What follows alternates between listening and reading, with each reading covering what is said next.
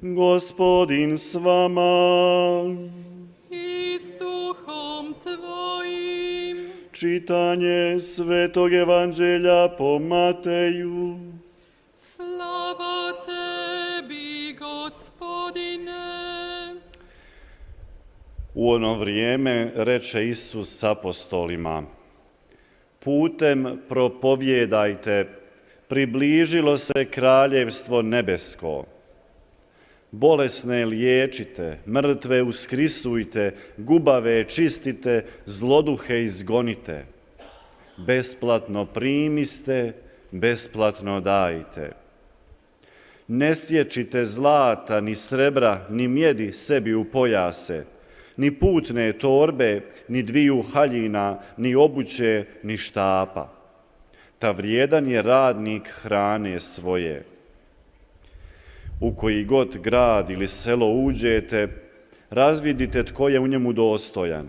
Ondje ostanite sve dok ne odete. Ulazeći u kuću, zaželite joj mir. Bude li kuća dostojna, neka mir vaš siđe na nju. Ne bude li dostojna, neka se mir vaš k vama vrati. Gdje vas ne prime i ne poslušaju riječi vaših, iziđite iz kuće ili grada toga i prašinu otresite sa svojih nogu. Zaista kažem vam, lakše će biti zemlji Sodomskoj i Gomorskoj na dan sudnji, nego li gradu tomu. Riječ Gospodnja. Slava tebi, Kriste. Po riječima Svetog Evanđelja uništili se grijesi naši.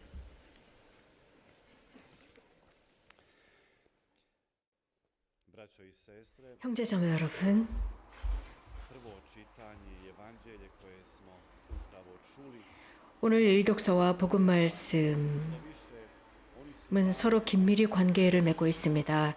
오히려 어제 말씀과 연결되어 있습니다. 창세기에서 요셉이 이집트로 팔려갔고 또 이집트에서 형제들을 만나고 있는 장면입니다. 우리는 이 스토리를 잘 알고 있습니다. 형들이 요셉을 팔아버렸습니다. 질투 때문이었습니다. 그래서 파라오 앞에서 가장 능력 있는 사람으로 자라납니다. 특별히 가뭄 시기에 그 이집트를 구했습니다. 기근으로부터 구했습니다. 그럼으로써 새로운 시작의 기원이 된 것이 요셉이었습니다. 요셉을 만났을 때 형들은 그를 알아보지 못합니다.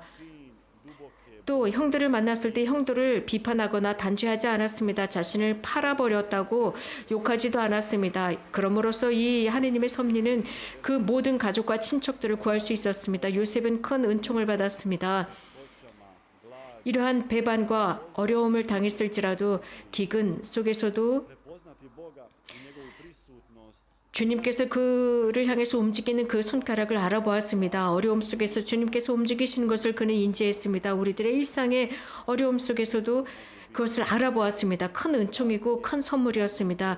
이러한 모든 우리들의 어려움이나 우리들의 중압감이나 십자가 앞에서 우리는 무능해질 수 있지만 그럴수록 더욱 주님의 은총이 함께한다는 것을 알아야 합니다.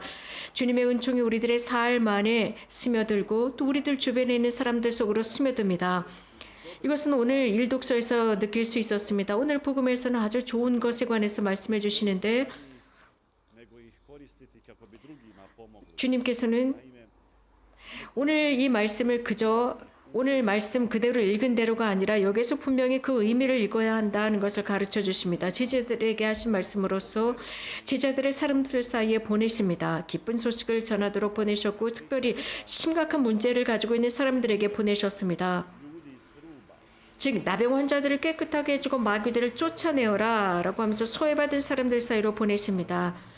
버려진 사람들, 사회로부터 배척당하는 사람들 사이로 보내셨습니다. 예수님께서 그들을 보내주셨던 이유는 그 사회에서 가장 배척받았던 나병 환자들을 깨끗하게 해주고 마귀들을 쫓아내는 것입니다.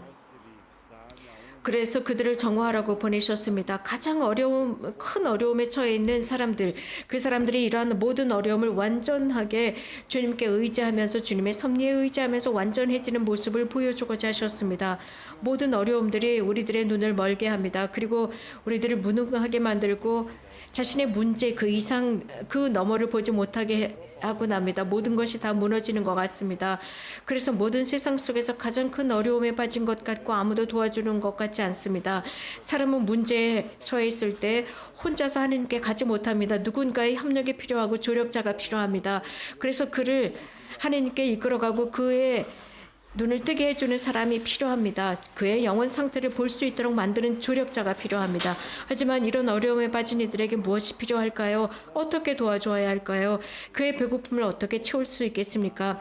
형제자매 여러분, 우리가 갖지 못한 것으로 해줄 수가 없습니다. 우리가 가지고 있는 그것, 우리가 받은 그것으로 우리는 그들을 채워줄 수 있습니다. 그래서 예수님께서는 너희들이 거저 받았으니 거저 주어라 라고 하셨습니다. 소유하는 것이 아니라 나누는 것입니다. 그런데 갖지 못한 것을 주려고 한다면 더 큰 심각한 문제를 발생할 것입니다. 우리는 모든 것을 선물로 받았습니다.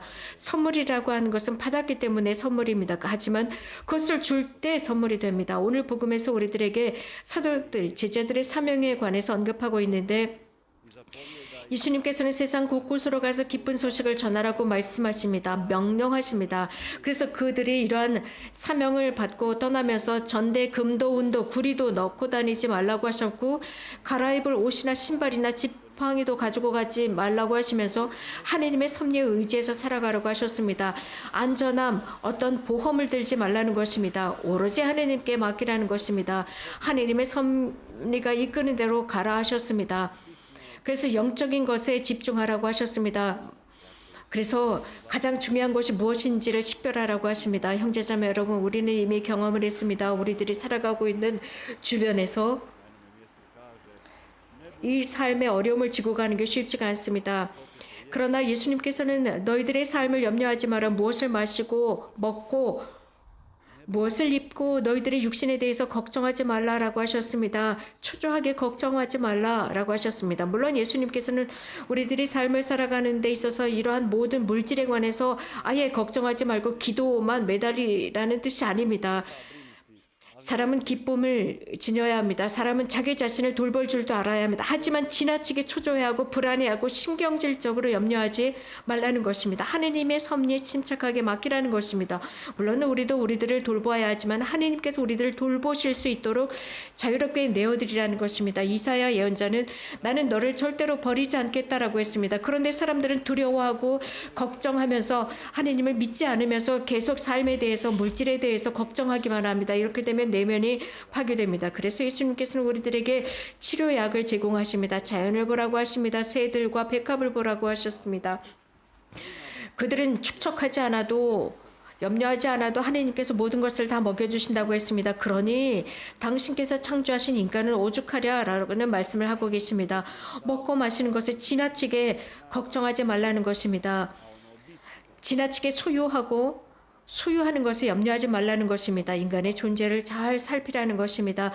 사람은 그렇지만 지나치게 염려하고 근심하면서 자꾸 축적하려고 합니다.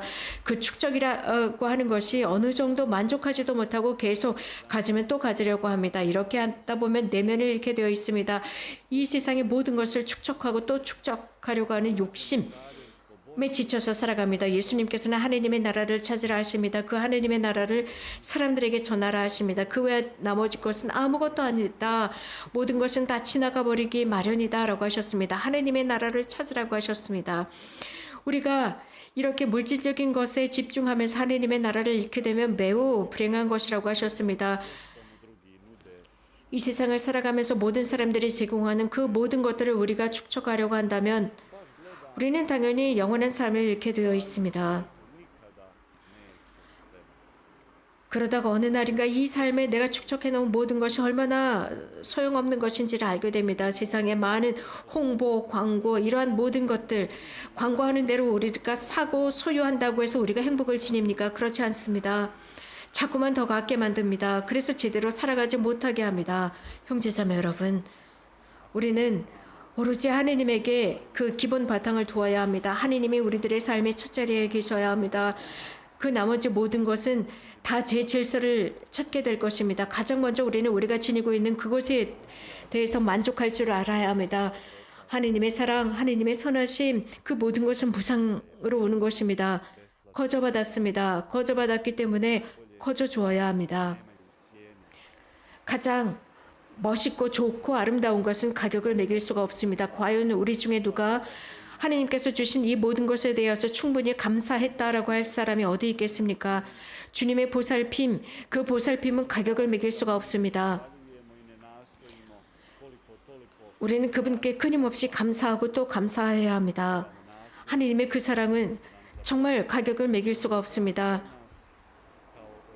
우리들에게 청하시는 그 모든 것들, 예수님께서는 제자들에게 청하신 그것을 우리들에게도 지금 청하고 계십니다. 제자들이 하고 있었던 모든 것들, 사도들이 한 그 모든 것은 또 지금 우리에게 해당되는 것입니다.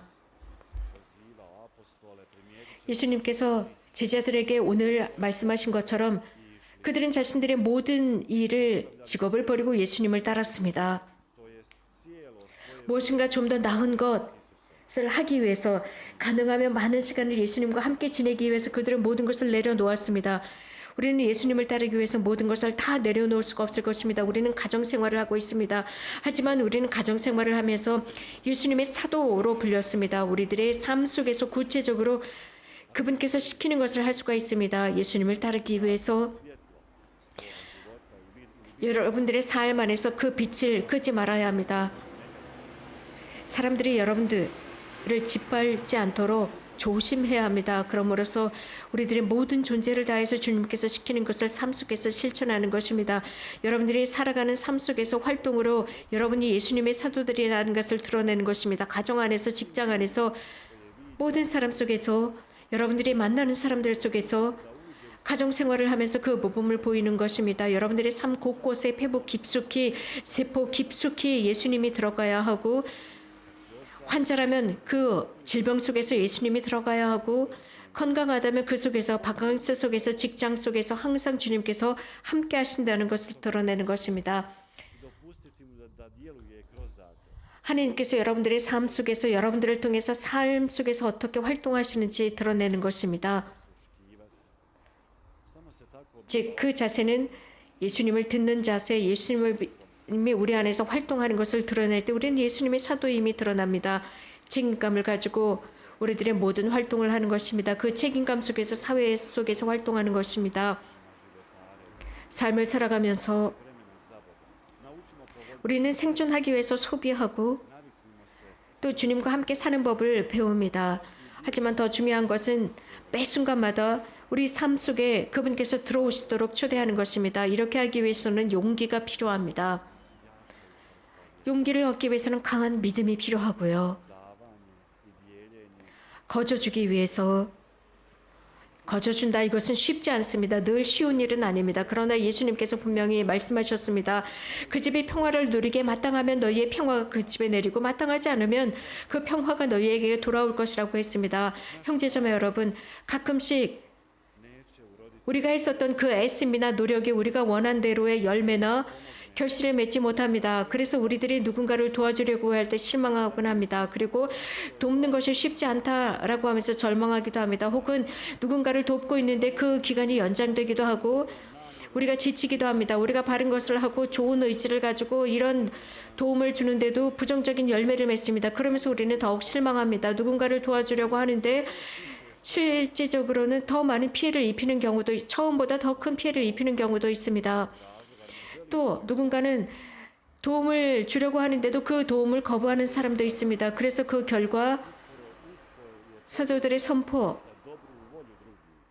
좋은 의지에 의해서, 선의에 의해서 이것을 하려고 합니다.